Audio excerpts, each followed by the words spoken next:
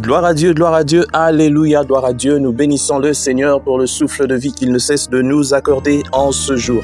Bienvenue à une minute de prière de ce samedi 20 avril 2024.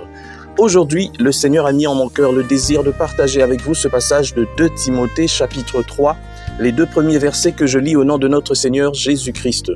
Sachez que dans les derniers jours, il y aura des temps difficiles, car les hommes seront égoïstes, amis de l'argent, fanfarons, hautains, blasphémateurs, rebelles à leurs parents, ingrats et irréligieux. Mon frère, ma sœur, c'est sûrement la 3e fois que nous partageons ce passage depuis que nous avons commencé cette œuvre, une minute de prière chaque jour. Et c'est normal parce que nous vivons dans un monde avec des réalités que nous ne pouvons pas ignorer. Aujourd'hui, ce monde passe des temps difficiles et tout cela nous dit que nous sommes vraiment au temps de la fin. Les hommes sont devenus de plus en plus égoïstes. Tout le monde veut avoir de l'argent, des biens, mais pour lui-même, pour sa petite famille, peut-être pour son clan à la rigueur. Tout le monde veut avoir ce qui revient à tous. Une seule personne voudrait avoir l'argent d'1 million de personnes. Et cette personne trouve cela normal de détourner l'argent qui revient à 1 million de personnes. Les gens sont amis de l'argent. Ils aiment l'argent plus que tout. Aujourd'hui, on peut te vendre à cause de l'argent. Et même ton proche ami peut dealer avec des gens, faire affaire, tout simplement pour te livrer, pour avoir de l'argent, pour acheter des voitures, pour acheter des maisons. C'est vraiment malheureux parce que je ne sais pas où est-ce qu'on veut aller avec tout ça. Les gens blasphèment aujourd'hui. Et même des serviteurs de Dieu sont tombés dans des blasphèmes, avec des vies qui n'honorent pas Dieu, avec des attitudes qui n'honorent pas Dieu et qui poussent même les gens à aller loin de Dieu. Et ça, ce sont des blasphèmes. Rebelles à leurs parents. Nous voyons de plus en plus les enfants ne plus suivre ce que les parents veulent d'eux. Ingrats. Oh, que dirons-nous de cela? Nous voyons même chez le politicien toute une population qui vient et qui te choisit, toi, pour être député. Mais tu arrives à ton poste et tu ne salues plus personne dans la rue. Les gens oublient rapidement que nous sommes des êtres humains et que nous passerons. Et c'est tout simplement parce qu'ils sont irréligieux. Ils ne croient même pas en la divinité. Les gens aiment mélanger, prendre Dieu et puis le mélanger avec des cultes ancestraux, les mélanger avec des fétiches, avec des choses pareilles. Ces choses-là ont toujours des répercussions. Même si aujourd'hui vous ne le voyez pas, vous pouvez être à l'église et mentir à tout le monde, mais vous êtes dans des loges où on vous dit non, ce n'est pas grave, c'est juste la science et tout ça. C'est du n'importe quoi. Si tu es entré dans ces choses, sache que tu as hypothéqué ton éternité. Mais seulement le danger, c'est que tu risques aussi de le faire à tes enfants, à tes petits-enfants, à tes arrière-petits-enfants, parce que la malédiction va jusqu'à la 4e génération. Dieu n'aime pas qu'on le mélange. Tu peux être qui tu veux, mais si tu mélanges Dieu avec une autre divinité, tu en payeras les prix.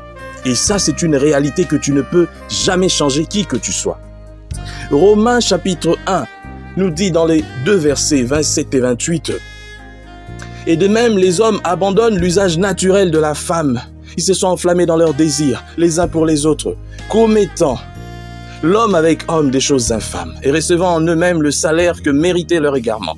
Comme ils ne se sont pas souciés de connaître Dieu, Dieu les a livrés à leur sens réprouvé pour commettre des choses indignes. » On ne veut pas, irréligieux, c'est ça tout justement. On ne veut pas connaître Dieu. On ne veut même pas les choses des dieux. Et ça, je pense que Dieu fera payer même à ceux qui sont ses serviteurs mais qui ne veulent pas faire le travail correctement.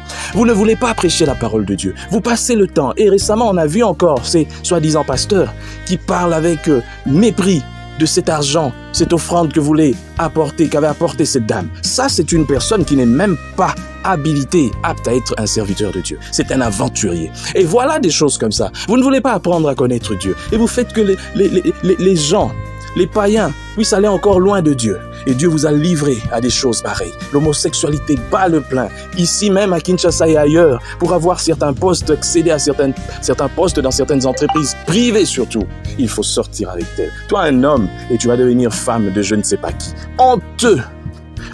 Et tu as ta femme à la maison, mais tu es femme de quelqu'un. C'est inimaginable, c'est bestial. Tu dois être vraiment je ne sais pas comment. Donc tu acceptes ces choses pour avoir des belles voitures, pour vivre dans des belles villas, pour je ne sais pas voyager à tout moment. Mais en réalité, toi, on te voit homme, mais tu es une femme. Tu sors avec... Ah non, Seigneur, que Dieu nous pardonne.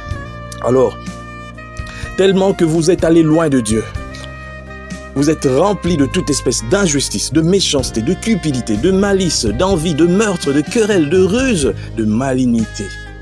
Donc, il y a tellement de mauvaises choses qui entrent dans l'homme lorsqu'il s'éloigne de Dieu ou lorsqu'il refuse de venir auprès de Dieu. Et ça, c'est dangereux pour ce monde. Voilà pourquoi nous, chrétiens, les vrais, nous devons prier pour que l'Esprit de Dieu puisse gagner encore de l'espace, puisse gagner du terrain. Nous sommes tellement versés dans la distraction avec des soi-disant serviteurs de Dieu qui sont tout le temps en train de se disputer entre eux, de se déchirer pendant que la parole de Dieu n'est pas prêchée. Seigneur, qu'attends-tu pour prendre ces gens, les enlever de ce monde parce qu'ils sont en train de faire passer le temps? Ils sont connus, mais ils ne font pas l'œuvre que tu leur as donnée. Seigneur, donne du succès à ceux-là qui prêchent véritablement ta parole. Donne du succès à ceux-là qui sont restés fidèles à ta parole, à ceux qui ne perdent pas les temps dans des distractions, Seigneur. Ou bien alors nous savons qui est leur maître. C'est celui qui les pousse tout justement à distraire ton peuple. Des centaines de milliers de tes enfants, de ceux qui se réclament de toi, sont dans ces églises-là, mais pour écouter du n'importe quoi, pour suivre les disputes, les rancunes de leurs pasteurs avec d'autres pasteurs. C'est ridicule. Seigneur, interviens. Nous avons besoin de toi, Jésus. Le monde se meurt et sans ton esprit, nous sommes dans une jungle. Que ton nom soit glorifié. Merci Seigneur. Amen. Chers frères et sœurs, dans le Seigneur, vous avez l'occasion de servir Dieu avec votre temps, avec votre intelligence, mais aussi avec vos moyens. Soutenez, restez unis dans 1 minute de prière chaque jour. Écrivez-nous, envoyez vos dons ici. Que Dieu vous bénisse.